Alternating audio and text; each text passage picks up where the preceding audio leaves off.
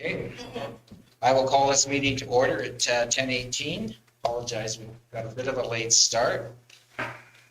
We'll adopt the agenda. Are there any additions for the meeting? Kind of. I have one on the agenda. You have a report from Brenda Knight, Provincial Ag Service Board Committee member. Right. She sent it out later than the package, so I just emailed that to you guys. I'll get it to Marlene. It's on the agenda, just not an agenda. It's not in the agenda. Okay, so we can probably have that come up when we get there, because we will need to review that. And I also have 6.2 under council's request for information, the financial recap of the farm tour. 6.2? Yes. And was there any other additions to the agenda? If not, I'll ask for a mover. Okay, Mr. Chairman, with the additions to the agenda and the deletions of the delegation. Okay. Thank you, James. All in favor? Carried. Adoption of minutes from the July 26th meeting. Everyone have a chance to review those? Paul? I'll move to adopt. I didn't see no problem. Okay, all in favor? And carried. Our delegation is unable to come today. I'll just quickly describe what the delegation presentation was on, and if we have an opportunity maybe to reschedule or something. There's absolutely an opportunity to reschedule. The presentation was going to be based on airborne disease, specifically avian influenza, but other airborne disease that could affect our producers. I've had a few phone calls regarding migratory bird coming back through Stettler County, and nobody's scared, but they're just concerned that they may be affected by avian flu again. So it would have been timely to have Dr. Patel come on and speak on Dr. Lehman's behalf about avian flu and that they still have quite a few cases in Alberta. So hopefully we can have that presentation maybe next month. And Dr. Patel, he phoned in sick, was it yesterday? Yes, sir. Yeah. Emailed yesterday from his hospital bed. Okay. So that was the reason for the cancellation, but we will try to reschedule that one. We will move on to 5.1, the reports from Ag Service Board admin. Okay, so for the year, we're done spraying the public works brushing locations. We're still conducting a list of inspections for next year, putting together a list to start off the season with.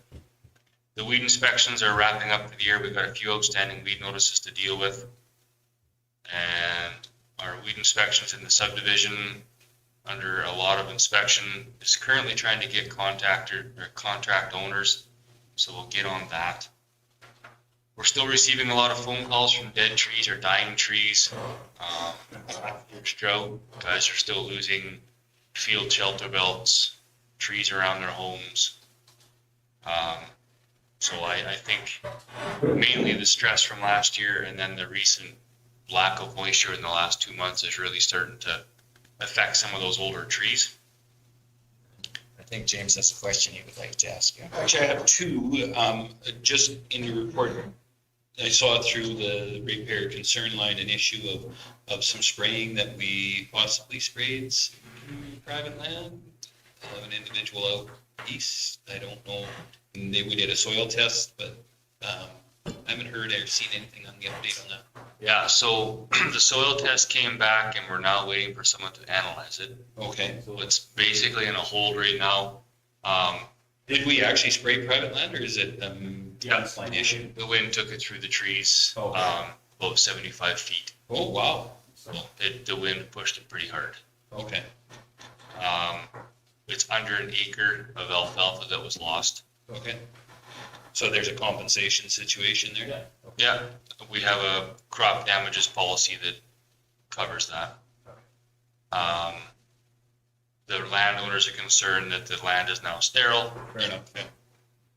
In my belief, it's not, because there is grass growing, just not alfalfa at this time. But that's because we have to reseed it. So Corteva is actually coming out October 5. That's next. Corteva, that's what my question was. Who are they? Are they the chemical company or are they a private? The chemical rep. Oh, So I buy Bayer product and Corteva, which used to be Dow. Mhm. So Corteva is coming out next October 5, next Wednesday, and we're gonna go for a site visit. In the meantime, yeah, we have a soil test off at the lab that tells us we've got tricloper on the soil, which is Garlon XRT. It's contact based, so there should be no problem reseeding, but we're just waiting for the soil analysis to come back before we actually reseed alfalfa. The other question, if I may, Mr. Chairman? Go ahead. Since we were doing the strategic planning, I know one of the things that definitely came up through that strategic plan was talking about our gravel pit and our getting our reclamation, and we've had that great news that they were coming out to look at it. Was that Tuesday, yesterday? There's no date set, it's mid-October. Oh, okay, sorry, I was under the understanding it's already done. Anyways, good news that they actually are doing something with it. And I think hats off for our advocacy portion of that. I think Mr. Clark and Mr. Stolberg went talk to the minister, is that correct? That's right, with Yvette and Andrew. Okay, so hats off to that, and it shows it's maybe some of our advocacy is working. At the end of the day, though, in the strategic plan, and so often what I see is we say we're going to do something and then we don't really have a measured outcome. So at least I don't feel that I'm getting back that measured in outcome of saying, okay, like the POC program that we've done on a within individual quarter sections, is that something that we could apply to our gravel pits and say, because I sit here and we say, well, we've sprayed gravel pits, we scraped gravel pits. I don't know necessarily that is, you're not, all I know is we sprayed gravel pits. I don't know which ones we've done. I don't know what success we've had. Is there some way that we could put forward a plan that says, okay, we have on April 1st or whatever date it is, or April 30th, we have sprayed, we saw 40% kill, we need to respray and move forward like that, so that council and maybe even the public knows that we're actually trying to win on dealing with this. This is a huge issue, and unfortunately, Quentin, it falls in your backyard because you're the spray guy. But I think we should look at a measured outcome. So often we just, yeah, whatever, it's being done. Let's have a program and say, this is, and here's what we won with it or made success, or we didn't get success as council. We need to put more money into this to solve the problem, or we need to change direction in some way to solve the problem instead of just continuously just going through and kind of going through the motions. And it's not on your part, Quentin, whatsoever. It is more, let's make a plan the work, and the plan will work, right? And I think we haven't given you that direction. So. And that's great, but at the same time, we're doing that, like we drive in our pit, we drive right beside a government Alberta pit. And we also drive past pits on the road. And that should also be stated, so it's front and obvious to us, because if our contract operators, if you visibly can see it in their pits, we need to maybe keep that in front of council too, so that we can work on what next steps need to be on that too, to support ag services and or public works or whatever, where we have to fall into that. So. You know, I agree, that is key. And I think something else that is also key is the timing. And I know often, say, maybe not on our own pits, but other pits, it's so left abandoned for so long, and the plants are so mature, they're hard to kill. So the timing is so key to get those plants treated early. I have James, then Paul. So, and I agree with Mr. Clark. So part of what I would see with that too, Mr. Clark, is that what would end up happening is if we found a program or a process that we could say is successful, we could say, okay, here's what we've adopted. Now, if you adopt it, you will win too. And also on the Alberta government pits, I mean, that's old adage, when you're pointing the finger at somebody, there's, four more pointing back at you. So when we go to the Alberta government and say, listen, you guys got to clean up your pit, they'll look at us and say, well, you guys aren't cleaning your own pit up. What the hell? If we are, then we can say, become a true partner with us, and here's what we've done to be successful, and here it is. And that's the same with exactly what you're saying, is dealing with our partner gravel pit operators, and I will call them partners because they are part of our communities. Paul and Larry? Yeah, we had designated areas this year that we sprayed in, and I think it was the central part of the county. Yeah.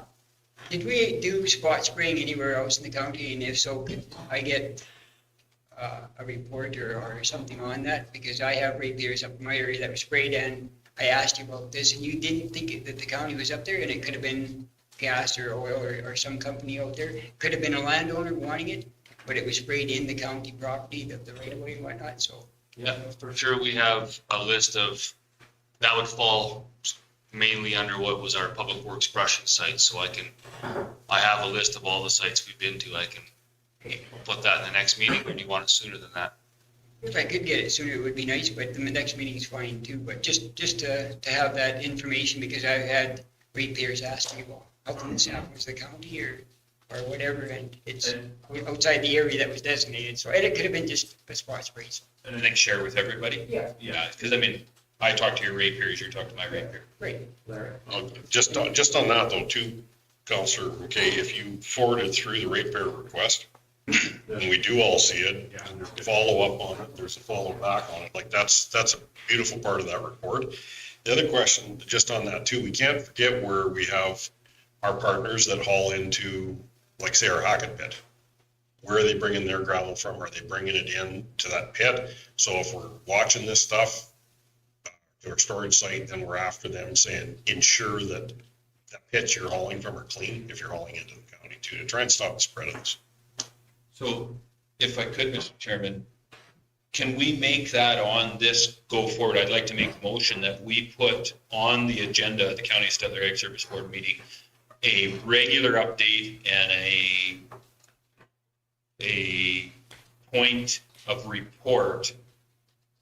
Every Ag Service Board that we get a report on what and how we're doing with our own gravel pits or a gravel pit update. This might be the best place for that particular, it's kind of been falling through the cracks, and I think if we have Mr. Beaumont headman that, I think it's probably our best case scenario. Still want it in council as well, or pull it from council and just keep it in ag? I think maybe we should do it in ag. I don't know what everybody else feels like, but I think we can put the concentration here on it more and give it the due diligence that it needs maybe.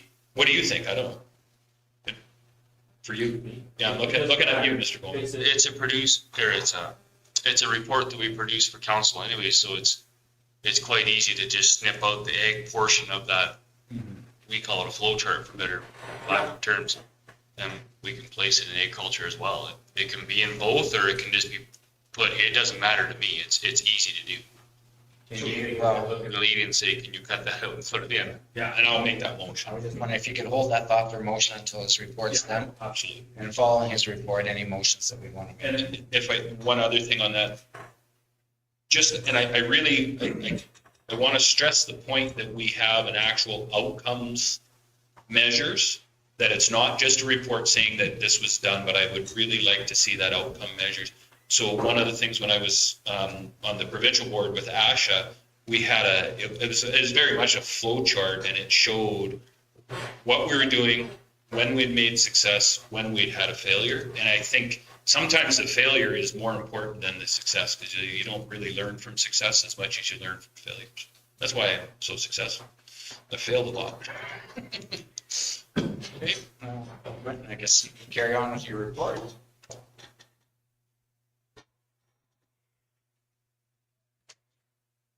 You remember where you were? He was talking about dying tree complaints, and They are happening everywhere. No, I'm just making sure that I got all the notes down here. Yeah, so last year's drought is still affecting trees this year. We've been spending some time at the Botha Lagoon, doing some reclamation. Roughly 16, what did they tell you, Andrew? 16.6 acres or something like that is what we've worked under. We're gonna try and lower the salinity, at least on the top, somehow by adding some organics. And depending on when the sewer or the lagoon is released, we'll try and get some grass seeded on the berm stuff and be ready for spraying of the foxtail barley next summer, or next fall, I should say, but then work towards, the landowner would like to plant some hayland on the north 2/3 of that 140 acres. So I'm trying to get ready for that. We'll see how the timing works. Right now I've got one herbicide that is approved for, or registered for foxtail barley. But we need ambient weather of lower than 5 degrees, but above freezing. So it makes it a fall application, but we're working towards it. If you wait till fall, it's all headed up. It is, but you're getting next year's control, and Well, but I guess you could mow it. So it's just short. we mowed it and then we worked it under to keep the seeds from blowing around. So it's there, and then we'll just keep mowing to keep it from head. And as it comes into the correct temperatures, we'll do some curb SC application. Okay, James? So is burning it an option as far as, I know we don't, but could you actually, for foxtail, could you actually torch it? Yeah, because that works pretty well because it actually cracks the seed head and makes it a non-viable seed. That was the plan, and then it got really dry. Yeah, okay. It got windy. Fair enough. That's, I'm thinking for my own self a little bit. I have a couple of spots, and I was thinking, it's been a bane. I just hate it, and it has. It just, this year's been crazy. So no, fair enough. Thank you. Yeah, it's actually a really good option to get that, because it just gets rid of that seed, right? And then you actually affect the crown of the plant itself. Fire is good and bad for plant vegetation to wipe out and rejuvenate. Then you get that young growth that's really easy to kill. Good, thank you. Weed head surveys for the province was completed. Club root surveys are actually, as of this morning, completed. So we had 0 visual positives. This year, we are probably a day and a half away from having barrel and blackleg surveys completed. Okay, I think Paul has a question. Sorry. Yeah, go on. With foxtail, is that an annual or is it a perennial? And it just, because it usually always just seems to come back in the same spot. So if it's a perennial, it's just reseeding itself in that spot. But if it's an annual, it'll just come back even with there are more seeds on the ground. So I'm just wondering. It is a perennial. Is it? Yeah. It's a lot like San Luis Camel. It does act like an annual, but it is classified as a perennial. That's why you want to get that crown, get that root killed, and then you've got better success. Then catch up to the seed after that. So, okay, thank you. And Quentin, on your wheat head survey, what were you surveying for? Fusarium for the province.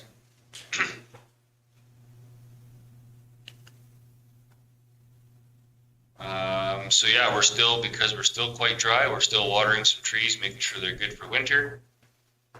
Finishing touches on Tower Road, just touching up a few spots that didn't quite catch for seed, or for grass seed, I should say.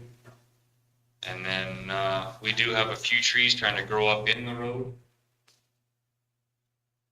Last question. Sorry? Just on water trees, how much water are you putting, like fall watering, what are you putting on now?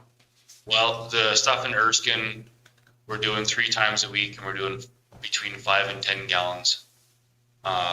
the smaller saplings, like at both the stormwater pond and back at the county, we're doing 1 to 5 gallons twice a week.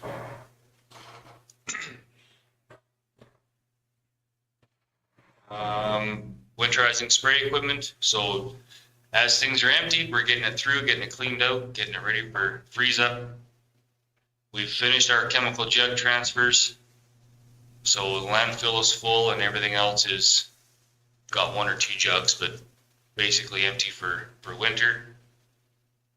And yeah, blackleg and sclerotonia sampling should be completed, I'm hoping, by tomorrow.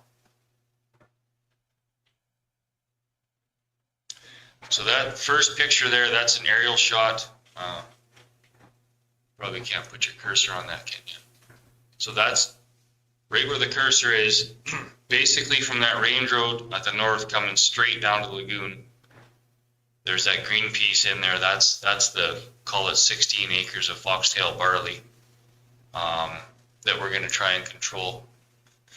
And the soil sampling that Santec did had tested 3 spots in there for salinities, and they said that it was quite high. So what we're doing right now is actually doing a base model, the quarter section to the west, which is owned by Lone Pine Hutterite Colony, and that we're going to take 20 samples on there, 20 samples on the piece we've just worked under, and then 20 samples on the rest of that quarter. And we're trying to get a baseline to see what we got to bring it down to. I know I'm not going to make it 0. You look at the salinity through even those 3 quarters east to west. What I'm going to try and do is try and match it as best I can with organics. That's all that map is showing. It's just kind of location. And I think there's one highlighted. Yeah.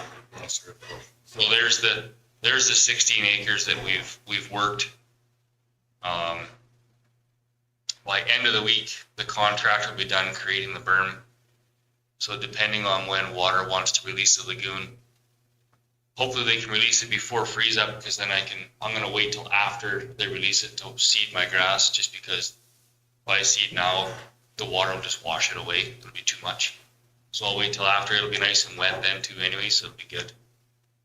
And then we'll get our contractor to get our fence built. I forget what it is, 35, 70, I think it's 70 feet in from the roadside. There's a mark where our new fence will go to keep the berm separated. Just a question, we dump sewer lagoons, got quite a few throughout the county that go into either, they go into waterways, but still could end up on county land or ratepayers' land. Part of that testing procedure is through Alberta Environment, but do we ever look at what the salt concentration is of what we're dumping to try and figure out, we could just be recreating the problem every time we release one of these lagoons? If there's not proper water, some are being released into water bodies, so maybe the dilution is different, but it's still, if you're high salinity, you're going to continue, you're just going to continue that issue. Yeah, that's a good point, and I don't know what they test for yet. I'm actually gathering some of those samples from our water guys to see what it is when they send their test in, what they're allowing before release. And I never thought of it from that point. The point where I was looking at it from is there's already salinity in the area, and by doing a flood release, when the waters go down, it actually pulls more salt up, right? And I was looking at it from that view, that I'm just pulling more salt up. I never thought about maybe high salt content coming onto the land, but we'll definitely look at what the water guys are testing for, or what the allowable limits are from Alberta Environment compared to Justin? what agricultural productivity allows. If I can elaborate on this. The Utilities Department tests for herbaceous biochemical oxygen demand and total suspended solids. That's all that's required under the AEP. No salinity there. And ideally, so when all of our lagoons are working as designed, their discharge path typically doesn't use private land at all. If it uses private land, it's in a water course that is claimable by AEP. So the salinity discharge or the salinity of the discharge shouldn't ever affect private land when it's working as intended. If it floods, though, it very easily. Yes, if it floods, but that's an unintended result. We don't want that to happen at all. That's why we're working with the landowner here, who's been very cooperative, to rectify any issues with his land. Justin? I was leaning towards the direction that Andrew took this. I think, yeah, what has happened, we'll want to avoid that and correct it, but I think our focus needs to be on making sure that drainage is exactly how we intended to go, and that needs to be our focus for control on this. Yeah, so Brad Plenard and I actually went out, I don't even know when, probably a month ago, I guess, and we took shots from where it's released at the lagoon all the way north to the township road, east again, and then north on the range road to where it releases into the creek. And there's really good slope. Like we're dropping a foot every other power pole, just to give you an idea. Like it's really, it looks like it should flow very well. So the contractor is just trying to take out the bumps and make sure that it has no obstructions and create that berm on the east side and the south side all the way up to where it crosses north of the township road. So this fall will tell us if what they've done will work for sure. On the map, with the gray shaded area, where in that map is the berm?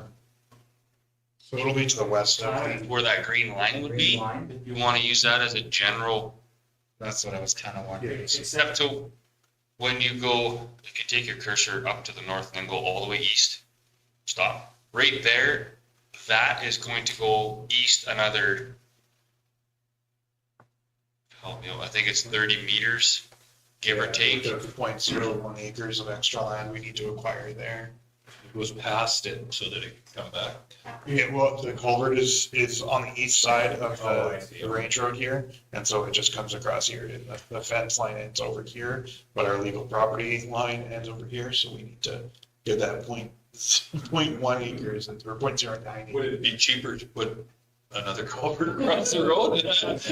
Well, it has to be, Two culverts then, because you'd be on the wrong side of the road. But still, what's two culverts cost us? $500 an acre. From other land, landowner would like us to consider buying, which would give us some expansion off the lagoon, so we can do a subdivision consolidation at the same time as that land. yeah, I know what I've been saying, I mean, it might be cheaper to buy it, I did suggest the culvert, but and then you can make it big too. And just for clarification, the east-west fence up at that township road is already there. It's in good shape, it's on the right spot. It was the north-south fence that was out by, 15 meters. yeah, something like that. And then, Ernie and then Larry?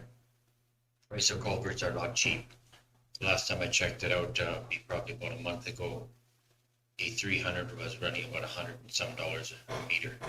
So if you start looking at multiples, now would probably be at least a 400, maybe 500 mil across the road. We'd be looking at atrocious. The only concern I have in this area here, if we are going to be berming it all around where we are, I'd like to see the elevations between, say, like the lowest part and where the top part of the berm is actually, or where the outlet of the berm would be, say, like on the east side, the east side of that berm going east and west. What I'm afraid is that we are going to be trapping water in there, and so like we could be digging holes for ourselves there. I don't understand. You want elevations from where we release it to the lagoon to the north? From the northeast corner of where the green line comes together, Yeah. or the northwest, pardon me, I want an elevation from that point over to the outlet along the east-west ditch, right to the extreme of where we're building our berm. Okay.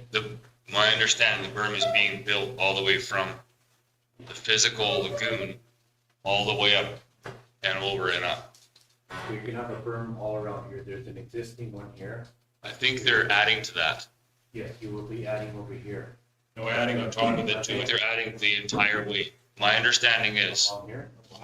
even Even on that top portion, Ernie, they're adding to it. They're gonna make it bigger, Where the TV goes. all the way down. In front of the. Yeah, there is already a berm here. I know, and they're gonna make it bigger. They're making it taller. Okay, the concern I have, we've got an elevation, a low elevation here, compared to an outlet here, we're gonna be flooding that land. Excuse me, can we use microphones up there, please? Hello. So just below the picture here is where the lagoon lets go, and all the way up our elevation is from what we measured up to roughly up here where it kicks into the creek. And the elevation drops quite consistently all the way. There's no bump up. And my understanding, I think they even started like somewhere over here creating a berm, and they're going all the way, adding to what's already existing, adding this piece on and going all the way up to where it dumps into the creek. That's my understanding. And I'll touch base with the water guys, but, or maybe Andrew, you know that was my understanding what the contractor was doing. Yeah, basically they're creating two swales on either side of the berm so that his land can still go, his land will still drain into the inside swale, and will still follow that discharge path around. But it is a challenging grade there. There's not a lot of grade. So it's definitely something we're gonna have to look at. This lagoon won't ever be released at 100% rates ever, because that grade is so challenging. We did come across, as we were cleaning up, we did come across a fairly significant obstruction that had sort of grown over time along the east-west portion. That may have been responsible for a lot of our headache. So that's been cleared out, as well the vegetation has been cleared out. So I'm hopeful that we'll have a decent solution that won't trap water for the landowner, and will still allow our lagoon to drain appropriately. Larry, then Justin. Okay, it still comes back to salinity on that fluid that we're draining. Even if we are draining it across what Alberta Environment deems as wetlands, it's running through ratepayers' land. If we start setting up a lot of foxtail in spots where there wasn't, if things are getting saltier, I don't know whose problem, if that's gonna be our problem, Alberta Environment's problem, or the ratepayers' problem, or all of our problems. So let's just be cautious as we go forward to watch that, because we all thought there was no issue before. Yeah. This is where we're at today, so let's please, look into the future and just make sure that if there's something we can do differently that's gonna prevent a problem, that we look at it. It could be release rates, it could be something that we're doing in our lagoons, I don't know, because salt won't evaporate, it all it does is precipitate it. Yeah. Yeah, it's a lot like mercury. That berm, like salt will go across that berm, so we should look at it. If it sits there for any period of time, it could very much build up, you're right. No, it's just a cautionary, because we don't want to go there. Once we fix one of these, we don't want to, especially if we don't want it back. Justin? Oh, I'd like to make a suggestion to administration. If it sounds like we're reasonably comfortable with the solution and path forward, but maybe not 100% until we've seen it function. We have access to water. We have access to water trucks. Given the amount of time and cost, if it doesn't work, and we find that out when we release the lagoon and everything that goes along with that, if it's at all in question, I have no problem with doing a trial run with fresh water. Because worst case scenario, if we water someone's extremely dry field, I suspect our complaints will be fairly minimal about that. That's actually something we were talking about to make sure that it's flowing properly. It's very cheap insurance given what the side effects could be. Are you saying you don't trust engineers? How long ago was this built? Lagoon, Yeah. it would have been in probably the 80s, 70s. I think Mr. Lockhart thought 82. Oh, the original lagoon goes back to the 60s, I believe. And the drainage at that time was built at that time too? No, the drainage path got built, I want to say in 2001, maybe 2007, 2004. So yeah, mid 2000s anyways, that it was expanded and that outlet was that would have been under the village's Yeah. review. You know, and where this problem initiated from is kind of a moot point. We inherited this problem, we now have to own it. Fool me once, shame on you, but I am not going through this again. Did Botha, did they not drain it? I think it's like the lake and it's like everything we've talked about, people's water usage and stuff have just went up so much more. And yeah, they did drain it, but I think they drained it probably at a very slow rate. The old fellow that used to take care of the lagoon, if it probably took him a month, and you're supposed to do it in 3 days, he's dead, so nobody could charge him. He probably took a month. So I'm just wondering, like, I joke, I jokingly talk about not trusting the engineer. Was it not engineered, or did they just hire Billy to go out with a shovel and dig this? I think it was engineered. Part of our issue was ditch maintenance. Yeah. And where the fence was at, and it was just a calamity of problems, like the fence was really in the middle of what you were doing. Engineered, if you look at the original design, that shallow grade is quite apparent in it. That's realistically what screwed them. If they could have piped it all the way, that probably would have been best. But it comes at a premium cost. I see. Just because there was an engineered design does not make it a quality engineered design. Well, and if the contractor didn't follow this. Well, specs and Yeah. policies and procedures have evolved in 60 years in their defense. But back to Councillor Stevens' suggestion though too, I believe there's a fire hydrant right close to the water station that might be as easy as running some hose, Yeah, doing that test even without trucks, so. that's where we were thinking was, and go with 3 times what utilities are gonna flow it at to make sure it was going properly, right? That would be a fairly, take some of the knots out of it. I guess, a question back to the gray shaded area map. Is that area, are you doing the voxel control within that whole gray shaded area? Yeah.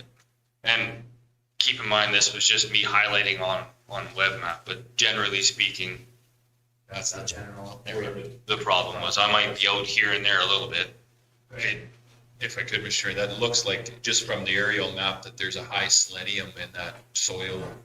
Looking at it. What's all the other white areas on That, that? to me, looks like it's all selenium in that. Waterland. Lack of vegetation. That's salinity. But I think that's what I'm seeing, right?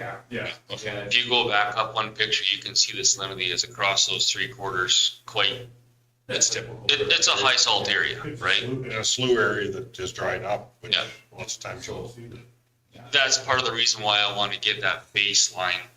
What is the level in this area and make sure that I'm within acceptable levels of that. I'm not going to get it to 0 because that's not Yeah, no, fair. protectable, right?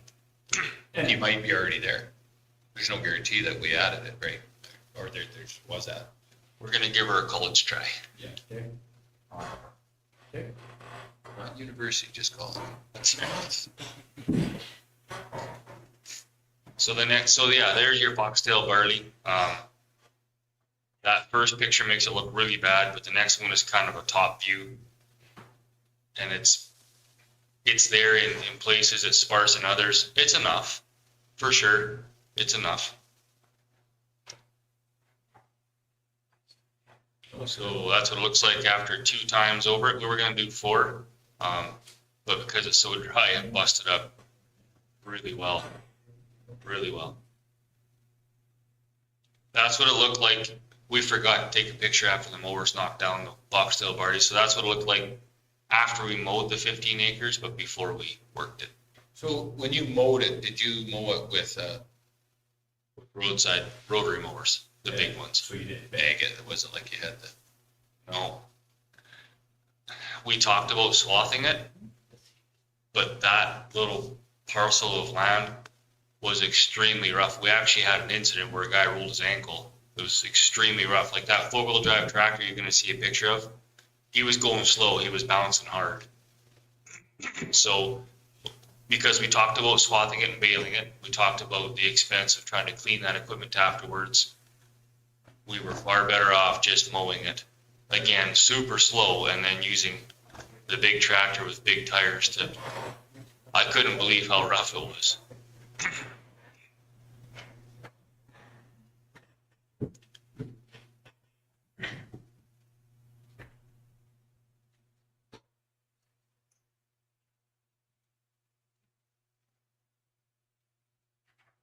On some others. So that's just some, actually, oh, I was gonna ask you to tell me what kind of weed that is, but it's, I already labeled it. Yeah, that's yellow toad flax that was actually, well, about a week and a half ago, I guess, maybe 2 weeks ago, still in flower, so. Been a good year for weeds. Oh, hasn't it? The moisture really kicked everything into high gear for sure. That is the administration report. Any further questions? I was just gonna accept this motion. Larry moves to accept the report as presented. All in favor? Carried. Now, Mr. Verification, that motion was to add the monthly Yeah, chart, right? Mr. Chairman, if I could make a motion that we put together a true plan for eradicating the weeds on our gravel pit, move that to our Agricultural Service Board meeting for regular updates, and with regular outcomes, that we know what the outcomes were, good or bad, let's know the outcome. Okay, discussion, Justin? Just wondering if you're open to a friendly amendment. No. In regards to, we got a lot of pushback about spraying. It would be nice, just to help the communication side, if we, like, we're out of spraying season, but next year, these are the areas where we're targeting. And it doesn't have to be exact, but this section is what we're targeting, starting from east to west in the month, we're hoping to get X amount done. Then the public knows where we're going. I think that's two separate, I don't disagree with you, but I just think it's two I separate. think that would be better in two motions. Okay. Any further discussion on James's motion for the updated reports and gravel pit maintenance? Administration understands what we're trying to accomplish there. Okay. All those in favor? Carried. So if I could, just to talk to yours, I think we already do that, and we do a regular update on the web page and in County Connections, but I don't disagree, we can do better communication. Quentin, do you have any comments on that? Well, we do, so I have to advertise before I do roadside spray, so we do have it in our Connections. winter, spring edition of the connections, along with our spray exemption form to get them in by May 15th. We stopped doing it. We can definitely start doing it again, add it to putting it back in the papers, for sure. And we basically listed as we're spraying from Township 37-0 Fen Road to the north end of our county, Camrose County, from Red Deer River over to Range Road 16 for Helker, Painter's Fork. What I'm looking for is kind of two parts, and I'd like to include it in our ASB package. And then when myself or Councillor McKay get these phone calls, was the county spraying here? Well, I don't know, but if we got kind of in spraying season, we just had that map, this is what we're hoping to get done this month, then I can pull that up and, oh no, we're nowhere near that. We're on the other side of the county. It was not us. So I can definitely put a map, and what I was doing was just giving you the townships of 3820, 3821. This is what we did. Yeah. I can definitely flip that, give you a map and put a forecast instead of we did this, I can forecast what we're going to do. Yeah, I like that idea, and it just has to be through the spraying season. I don't necessarily, I think we just instruct administration to do that, we don't necessarily. Well, we can have it in motion form and it's recorded, yeah. And then, Do you guys get our staff notes, our weekly staff? Yeah. So I do have it in there, but maybe what I'll do is I'll work with someone a little more techie than me and we'll make a map and I'll give you, because I put in there weekly, these are the townships you should see me in, or us in. So if I'll make a map and we'll highlight, here's the townships that we're planning for this week. I'll be honest, I do see that, but it kind of gets put on my back burner. I do like a map because I'm a visual individual. it's something that Be better, or do you want both? The week, we'll put it in the staff notes as a map, we'll still add it as a forecast to the ag meeting. And I think that might be something that could be shareable through our social media too, because Yeah. a lot of people, rather than the newspapers, because They're visual too. The people are very visual. they see where it's Oh, going. look at that. There's my house. I better pay attention, right? That's what I feel anyway. Us. Also on that too is with, how, conversations we had on spring this year. We lay something out, kind of what plans are, like, we're gonna spray these trees, we're gonna have Public Works will be out this year or next year, or whatever it's been agreed to from a schedule basis to mow these, so that at least we can point them to somewhere where it was voiced out, whether it be the website, whether it be our county connections, whether it be a paper, like it kind of explains what the process is too. So that we try to get ahead of some of these questions.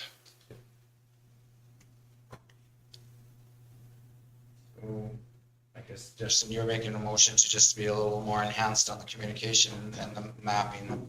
Yeah, so I guess how my motion is gonna be structured is along the lines of, I would like, in addition to our ASB package, mapping the forecasted area that will be sprayed, and include a forecast for the follow-up to the spraying as well. To also be shared on social media. Yeah. What was the second part, sorry? As Larry suggested, the follow-up, when will this area be mulched? Yeah. Will it be Understand. brushed? Do we have to go back a second time? Whatever the case may be, right? Any discussion on that motion? No? All those in favor? It's carried. Moving on to council request for information, 6.1. Mr. Grover had a brush spray request. He is not on the line with us. But that's not, Do you know anything does about it? anybody have that one? Do know something about it. I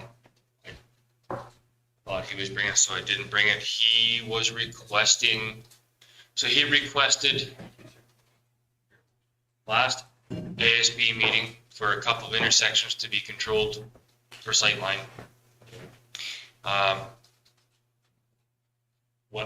When I went out, I couldn't find the intersections he was talking about. So he met our staff on site and identified a couple of intersections, but then because of the motion from last meeting about not spraying more brush, spray what has been sprayed, but don't do any more, he had identified 12 miles, 14 miles, like it would have been, we estimated about 2 chemical pods worth of herbicide on trees we haven't sprayed. So it was just gonna come back to make sure that that's what you guys want me to do or not do, was to spray these roads. Some were in this year, some fell into last year's program.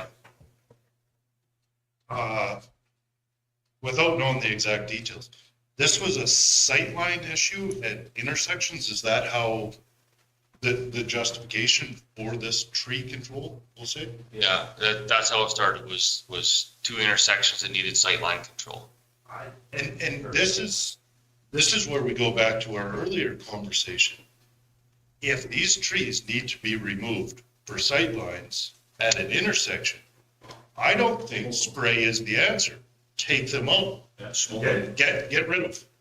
And spray the new growth. Yeah, smoke them with the brushing cream, and then And that's where I think we can be more targeted. If we spray them, we hopefully get a kill, depending on the size of the tree and how much spray and everything conditions. But that tree still stands. It's Still in the way. Still in the way. Our sightline problem is we put a Band-Aid on this arterial wound and we have to get rid of the trees if it's a sightline issue. So And you're right, that's one thing we work with Public Works on, is if it is a sightline at an intersection, it's controlled right afterwards, right? Within about 5 days, once herbicide's controlled, but it was the other brush that, 12 miles. to be honest, I was in a lot of hot water last meeting about spraying brush, right? So a motion was made not to spray more brush, and then it was requested to spray more brush. I want to know what I'm doing. Yeah. Straight up. Fair point. Good. All right. I do think by the suggestions that have come through already, if people look at their reports in their email, that should bring the conversation forward before the crew even gets there. To say this area has been very bad, I've had a lot of complaints, which should have been through ratepayer concerns at the beginning. But I've had a lot of complaints.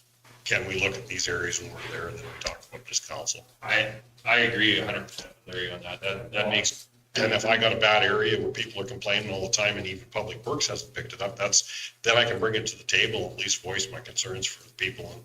well, it makes sense if we know this ahead of time, just what Justin was saying about that. Now, I know you're going to be in the area. I'm going to say, hey, quick reminder, if you're going down beside Armstrong's, there's an ugly spot right there, or, by Lane Cutsman's, the intersection needs to be looked at least put some eyes on it. Boom. And then there isn't this remobilization cost. Administration's not going over here and going over here and going over here. When you're there, check, yeah, we got it.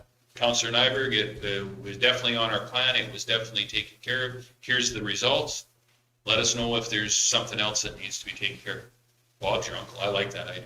Us, as we drive the roads in the winter, if we're seeing spots that always are the ones that blow in, Yeah, then it gives us an opportunity to make that note and at that time say, please take a look at this because it's a problem for, Then my tow truck doesn't pull people out. I don't know if that's good. but the graders, the grader people, this is one thing from a communication basis, though, too. We've talked about all these other pieces, like we got grader operators, every department's got staff that goes down these roads, and maybe other than accounting and things, but I mean, people are going down the roads. That part of that conversation's gotta be back, that, like I said before Rick had left, how many times do I have to phone into the same stop sign knocked? Like, there's other people, It's a team effort, absolutely. Yeah. yeah, so, and he's agreed, so it's just something as you're working through staff meetings or something, please have that, because that's eyes out there all the time, and their eyes are who their employer is, so we want to look the best we can. Actually, all my grader guys have a identification guide in their safety vest of all the weeds that the province has identified as noxious for the purpose of phoning them in to me. So we'll definitely expand on that. Do you get many calls on that, like a year like this, because it's been, ditches have been really. It They're depends. Like, concentrating on the road. They're not looking at the ditch. a few years ago, I used to. Not so much. Not so much anymore. And maybe they are more focused on the actual road top. I don't know. Like, I've ran it great. You do usually have time to kind of glance at ditches, so you should pick something. You gotta water a tree every now and then, and when you're out there, you might see something. So anyhow, it's just a reminder to people, because it just, more eyes we have, the little things can get fixed quicker. Okay, so I guess just receive that as information for information. That, I'll make that motion, receive reference. okay, thank you. All in favor? Carried. Moving on to 6.2, the financial recap of the farm tour. That was requested, I think, from last meeting, Different. or a meeting.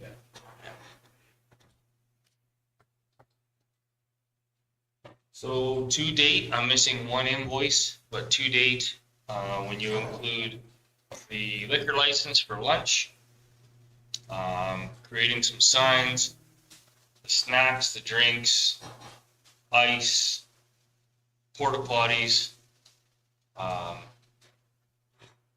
the caterer for the lunch, detention brewery for the beer. I come to $1,945. Staff time in there? No, that's just for what I've listed. Plus, I'm still waiting on my bus. I don't have a invoice on my bus yet, but that should be around that $2,000 mark, if I'm not mistaken, 15 or 1,700. Time that day would be $700 in wages, and then little setup from staff the few days before, setting signs up, getting trucks cleaned, getting all the drinks and stuff. And then just my time on top, organizing the stops. So be safe to say 5,000. That doesn't include advertising. I don't know if we did any advertising, or if that was all through the Stuttgart Board of Trade. It's all done through the Committee on the Stuttgart Board of Trade. So that's stuff they get donations for and grants for. James? So, Mr. Chairman, I think it's important too that we, for recognition of what we're doing, that stuff like this gets back to the committee, and I think we should definitely make sure that they understand the financial commitment from the county standpoint. So, Nikki, you sit on that committee, and Quentin? Yes. Okay, and so I think it's important that you guys bring that information back to them. So I would like to make a motion that when the numbers are finalized, that we bring that, and just not for anything other than an FYI, just so they know that when we're sitting at the Board of Trade table, that they know that the county is doing stuff and it is costing us money. Sometimes we do this stuff and they think that it's just it's a non-consequential to us, but $5,000 is $5,000. Well, and how detailed do you want to get? Like, I didn't include. You don't have to be detailed, high level. Or the mileage on the truck, like. Do it through cost though. Yeah, do a true cost. I agree. That's the number we're waiving, that we're spending this much money, and as long as it's spendable, make sure that. Yeah, if it's, yeah, I mean, I don't expect you to put, down that you bought new shoelaces for one of the guys because he broke his shoelaces. But I do expect, if I'm billing out my business, if I'm billing out, that there is a cost of doing business, from tires to oil changes to fuel to everything. If I have to replace straps on or chains on my truck, that gets billed to the cost of running that truck. And when I do that, it's X amount of dollars per hour to run that truck up and down the road. And then there's a guy with his can in the seat, or a gal with her can in the seat at the time. That has to be billed back, including benefits. This isn't just, it cost us So much a day. that's a $20 an hour guy. No, it's $20 to pay him his bill, and then I pay $5 on top of that for cost of wages, and I got to give the government theirs, right? So that all has to be factored in. True cost. I agree 100%, Mr. Clark, on that. Just on that, when it comes to expenses and stuff too, I noticed there's the sign, I see it every time I turn to the county. I think it's Stellar Brewing Company, because it's SBC, where Growler guys were in that new building.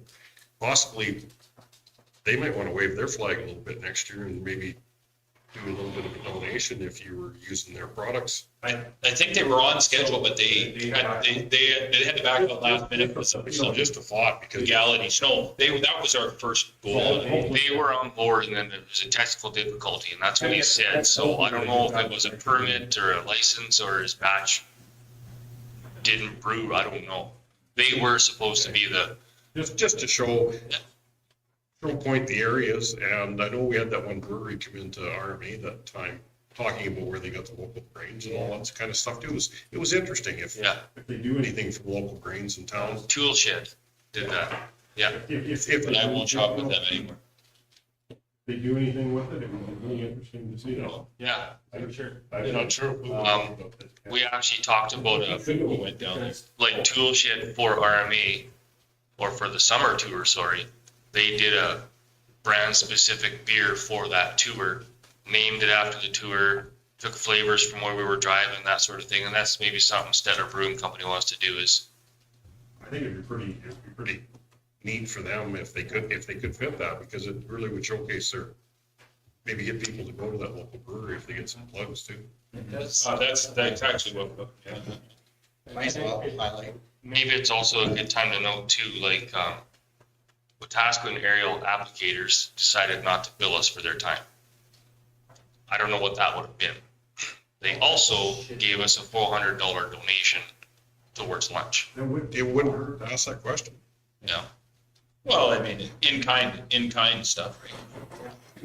That should be noted in your report, and I think it's a nice recap report, and So that the Board of Trade knows that we should be sending them a thank you, right? I mean, hey, this helped us. It's not all on our responsibility. It should be the Board of Trade sending them a huge thank you, saying, hey, this is their project that we're helping with.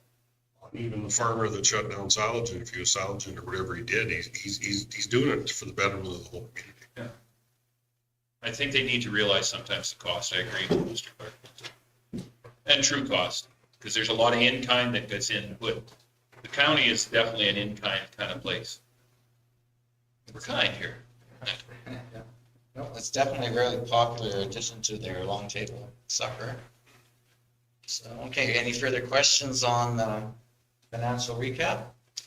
Not, I'll ask for someone to receive that for information. All in favor? Carried. Paul did? Yeah. Yeah, no. Moving on to new business, I guess, was there any business arising from minutes? If not, we'll move on to new business, 8.1, the Provincial Ag Service Board Conference Report Card.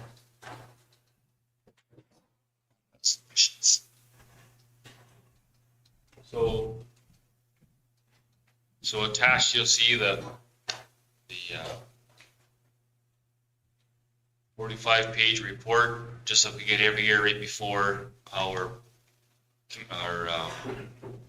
regional and provincial conferences start. Just as a reminder, what we have is a committee set up, who hosts or who sits on what boards. I don't know how much detail you want me to talk about this. We can just answer questions, or I can go through it page by page, whatever you want. If you have any highlights you want to draw to our attention as you go. I guess one of the big ones that hopefully we see a report coming up on is the one that Ms. Knight sits on, the weed issues on oil and gas sites. I think there's a bigger report coming out of that soon, as far as working with the Orphan Well Society, Orphan Well Association.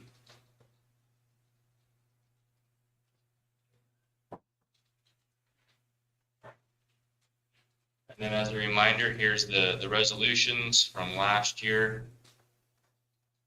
The 6 resolutions that came forward at provincial conference.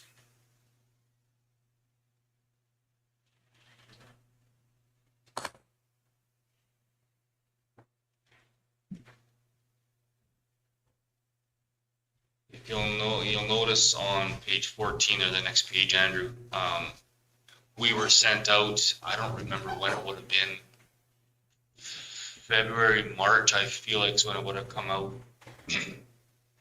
Just our response to the initial resolutions. 33%, the Northeast was only 15% of their counties actually responded to what the resolutions look like in 2020. You're starting to see some better results, like last year.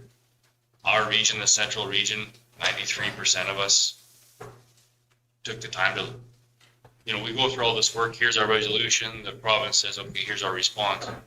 We're actually taking the time to look at that response. I think that's actually really good. And I don't know if that was COVID, because we're all at home now and bored with documents or what, but it is good to see.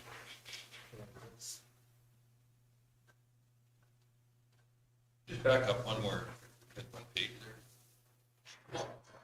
Why were they considered incomplete? I would have to go back to that report. They would have given you a reason in that report.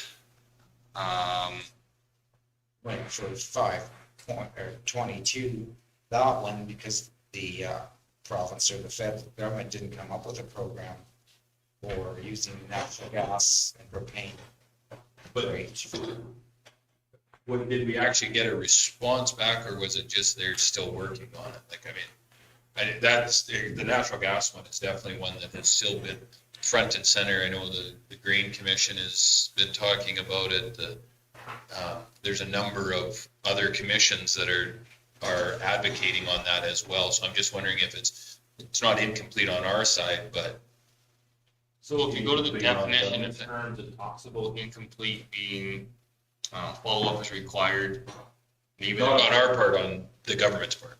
well, I'm not sure, because it could have been that we didn't give them enough information to make a good decision on. That's what I'm looking at. for a response. Response, I guess would be the proper word. But it could have been on their part too. I don't know. Trying to remember who actually. Oh, I'm sorry, go ahead. Just if a does show up as incomplete, there should be the follow-up, because if it's a municipality's putting that in and not following up, they're wasting everybody's time. And if it's the government not doing And it, again, it's up to us to lobby or do whatever we need to do, but however whoever's making it incomplete should be following up on it or being questioned why they're not following up on it. when we go to the FCM, that one should be front and center, right? So if there's a bear pit session, it's something that, if it's been brought up, or if it's a breakout session that it's brought up, that's where it needs to be. The same one applies to the celebrating agriculture in Alberta schools. That one, I remember that reply. It was sort of a dance around on all the things they are doing, like, Yeah. but it did not address what the ASB resolution wanted.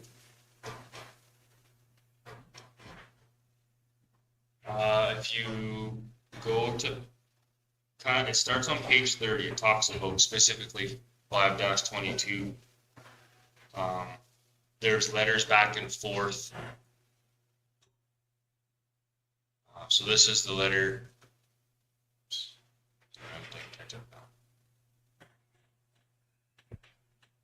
So the letter from Mr. Nixon back to our provincial Ag Service Board talks about the letter, talks about the resolution. They're looking into it, and then we replied with basically thank you. Incomplete. It agrees that the provincial ASB committee grading and response, the board has marked this incomplete, taking into account the two letters were sent by Honorable Krista Freeland. They would like to know why carbon sequestration is not taken into account. There's no response direct to the resolution, and the federal minister dismissed the concerns. That one scares me, because if we take carbon sequestration in our pasture land, when you break it up, you could be penalized for breaking it up. There's a double-edged sword, we have to be very careful. But every tree we plant should be carried. Tree that we plant and lives, I guess. And then I guess just further to your question, maybe the other one is also right there. Resolution 4-22, it's right above it on page 26. That's where it starts.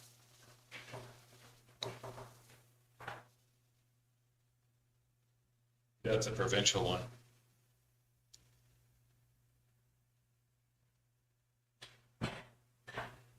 So basically, therefore it be resolved was not answered. Was why it was marked as incomplete.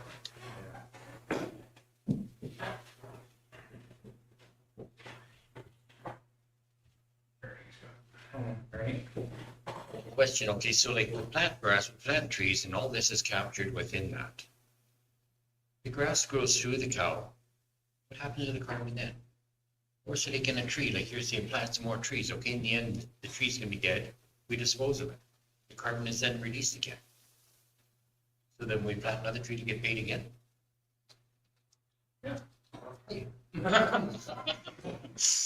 My fear is, Ernie, is if we say, okay, so they bring in that whole situation of pasture land is, and there is huge scientific proof of the carbon sequestration,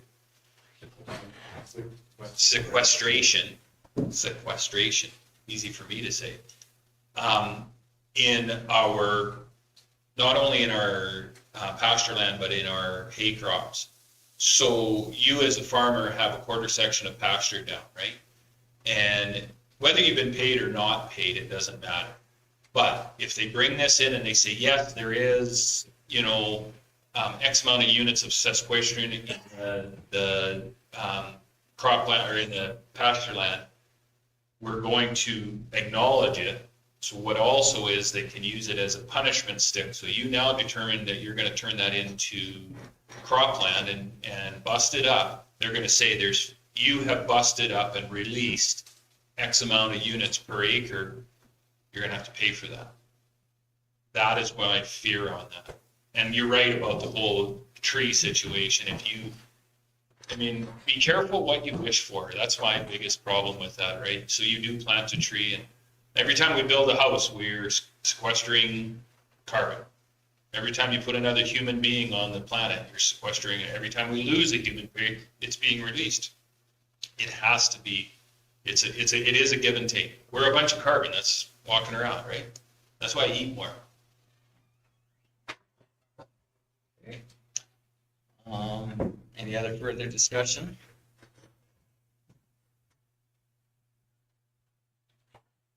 Work card? Mr. I'll give you a motion that we accept the ASB report card for information. Thank you, Justin. All those in favor? Carried. Moving on to 9, was there any correspondence to share? I put it under committees and conference reports, so no. Okay, 9.1, the financial, anything to report on financials? It's time. The only things that look really wonky is municipal pasture rent revenue is 181%, but that's because we estimated on 2017 numbers and rent has gone Going up. up. Okay, well, that's a good problem. Mr. Chairman, I'll give you a motion to accept that as secret information. Okay, all those in favor? Carried. No information items listed under 11. So we'll move into number 12.1, Brenda Knight's Provincial ASB Committee Report. That came in via email. Can we pop that up on the screen in case there's something?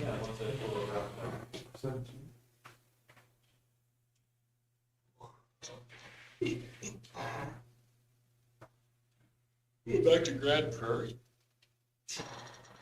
In January? What are they? Did somebody not think this through very clear? Marlene, I also CC'd you to put it in the package. Got it on my phone, but it's hard to read, so it's small. I'll get it on that one.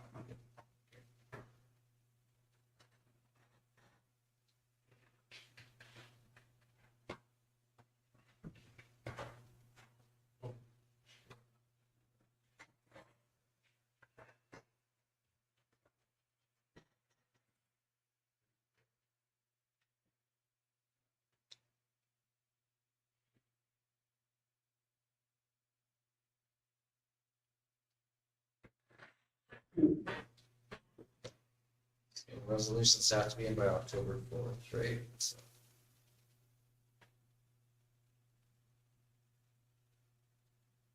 So we have ours in, we have ag resolutions, right? Correct. Are they forwarded already or not? Not yet. I'm gonna give it to communications to make it look good. Okay, okay. Okay. Once that's done.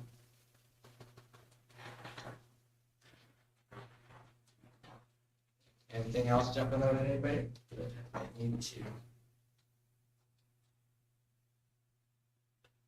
Want a motion to receive that for information, Mr. Chairman? Yeah. There's nothing that needs to be discussed from it.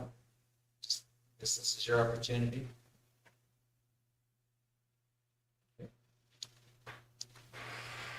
So nothing's jumping out from that one. Mr. Nyberg, I'll make that motion. okay, all in favor? Carried. Our next meeting is October 26th. Seminars and workshops coming up, 14.1, November 2nd. Set, The October 26th meeting, if we're meeting on November 2 for regional conference. Yeah, I think we should.